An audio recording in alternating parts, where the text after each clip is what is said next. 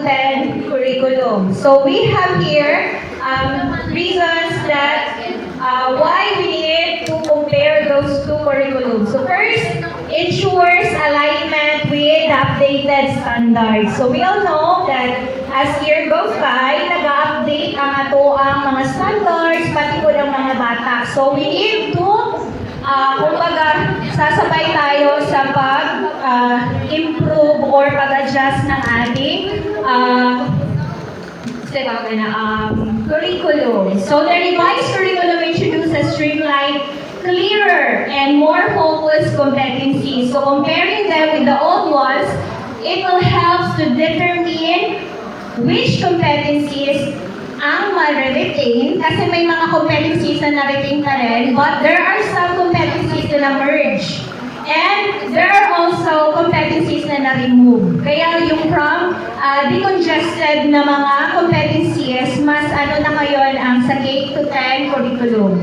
So which new competencies were added also? So malalaman natin yan when we have our new curriculum na CG. So how learning expectations have shifted. Then, next reason is it guides the teachers in planning lessons and assessment. So, by knowing what changed, teachers can also adjust our lesson plans or DLLs and update our IMs and resources based na sa ating new updated na mga techniques and the way we handle our learners also, kaya nag-change man din sila. So, align assessments with the new cognitive demands and content scope. And it also helps identify content gaps and overlaps. So, based on the assessment of the K-12 curriculum, so may mga overlappings and gaps na nakita. That's why na-create yung revised K-10 curriculum, or yung tinatawag natin matatag. So, gaps in content that need bridging for learners, then overlaps also, or redundancy is removed. Kaya, di ba napansin ninyo, sa uban natong mga competencies, kabalik-balik ang iba? Okay, so ang uban nasa first quarter na, po sa third quarter. So, karon siya, mas clearer na siya. Then, areas where learners may need remediation or enrichment. Then, it also supports smooth curriculum transition. So, sa revised K-10 curriculum, mas smooth na daw ang transition from simple to complex na mga competencies. And it also informs the teachers for professional development. Kaya nga, bago nagsisimula ang per grade level sa pag-adapt ng revised K-10 curriculum or the matatag curriculum, nag-undergo tayo ng SPPT training. So, last school year, daghan ko siya na grade levels ang nag-undergan sa training. Grade 2, 3, 5, and 8. Kasi, bago isa lang sa matatag curriculum, daghan man ko siya updates. Especially sa lesson planning and the other competencies na nagbago. So we also have new pedagogical approaches and areas where they may need required training. So, di ba napansin nato, daghang trainings before sa school year and also this pa-end na ang year. So, maabutay na ang TSET. So, daghan mag-train po. Then, it also promotes coherent learning progression. So, vertically aligned ang ato ang mga competencies from kinder to grade 10. Then, developmentally appropriate sequencing of skills. Then, meron din tayong mastery of foundational skills before higher level tasks. And the last one is ensures better learning experiences for students. So, comparing the two curriculum ensures that students receive more focused, relevant, and age-appropriate learning. So, less overloaded na siya. So, pareha karon sa mga sa grade 3. Old curriculum, 8 subjects ni. But karon sa matatag, 6 na lang. So, murag, medyo dili na kayo kuan ng mga bata. And better opportunities for mastery. Kaya dili naman tayo ang lessons na daghan kay action na competencies. So medyo mas ma-master na nila ang other topics kay ginatagaan na siya og enough time. So instruct ni Teacher Jenny.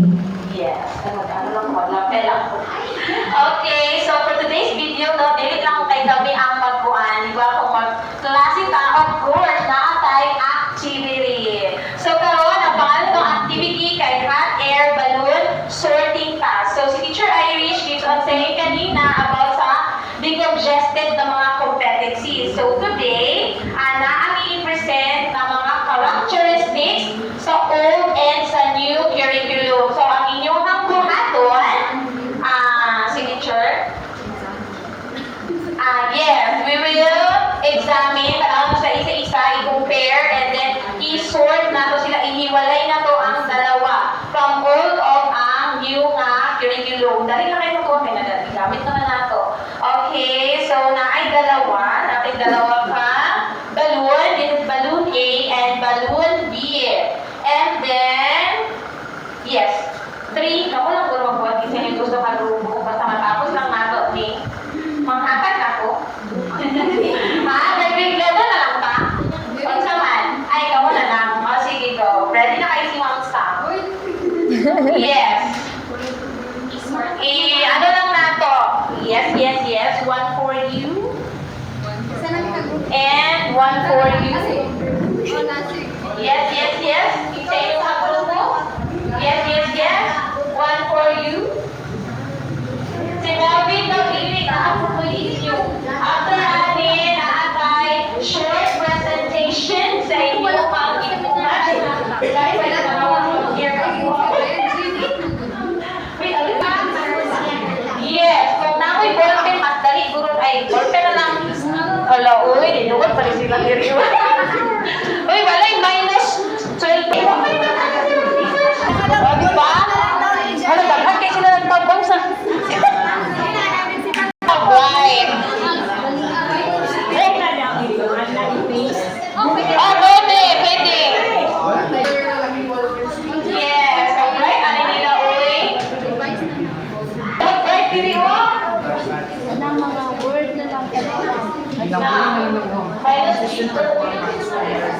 Performance standard.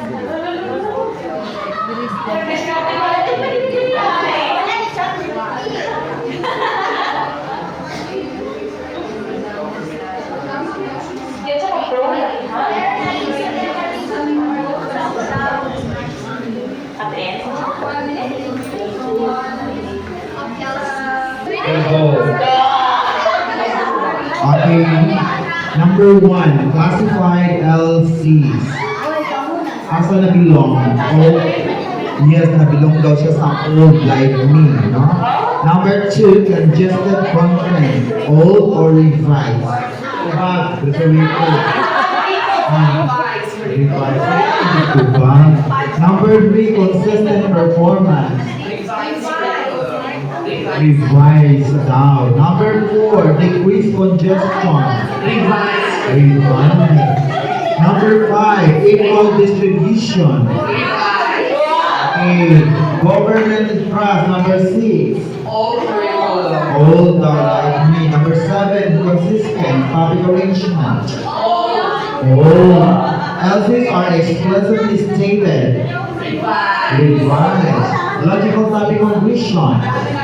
Revised. Number 10, repeated competencies. No repeated.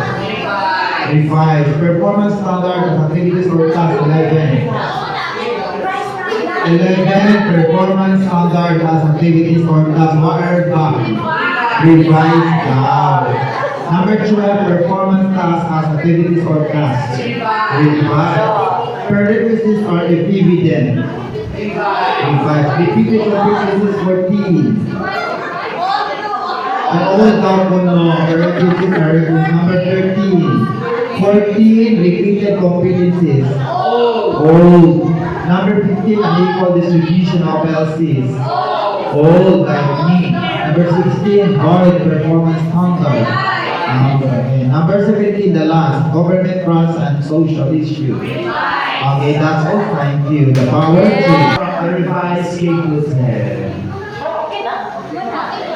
Revise is the competences 5 equals. Okay, revise. Next, number 7. Old. Number 8. Revise number 9. Number 11. Revise them. Repeated competencies, dalawa. Revise at saka old, unequal. Revise. Distribution of LCs, government roles and social issues. Inconsistent topic, logical topic progression. Repeated competencies and unequal distribution of LCs. And LCs, consistent performance, decrease congestion. Did you go LCs are explicitly stated, logical topic progression, no repeated competencies, performance task or standard, varied performance standard, and the government trusts for the 21st century. Thank you.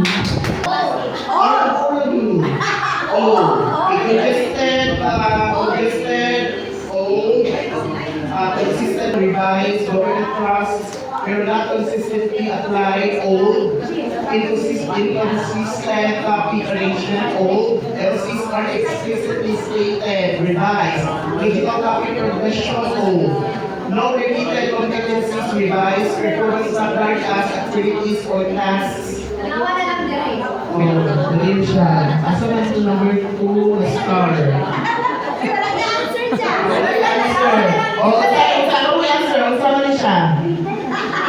Next, performance tasks as activities or tasks, prerequisites are evident, old,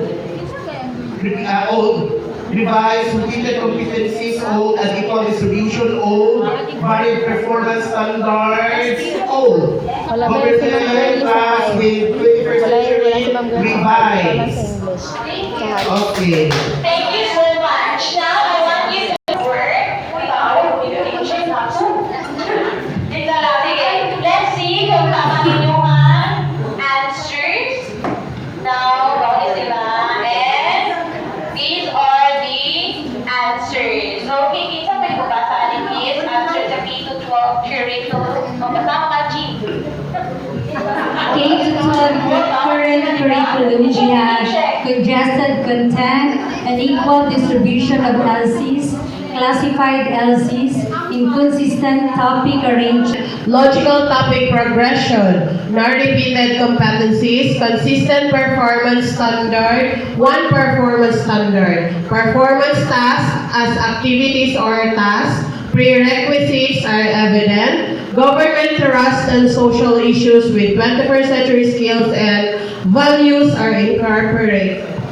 Yes. Yan na namin sa revise K-12 ang performance. Sa mga sa grade 3, first week, every Friday, summative test kay written. Pag the second week, performance task. Third week, written, performance. Anak sa amuha. And, yes, paano po na ko siya na-share ang gamay sa science.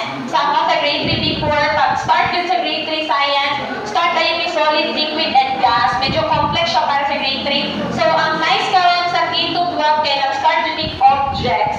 Bago niyo siya i-sort solid, liquid, gas, nag-start yun on objects. So, wala akong napansin sa bago na curriculum. And, Ma'am Alchi, I have a question.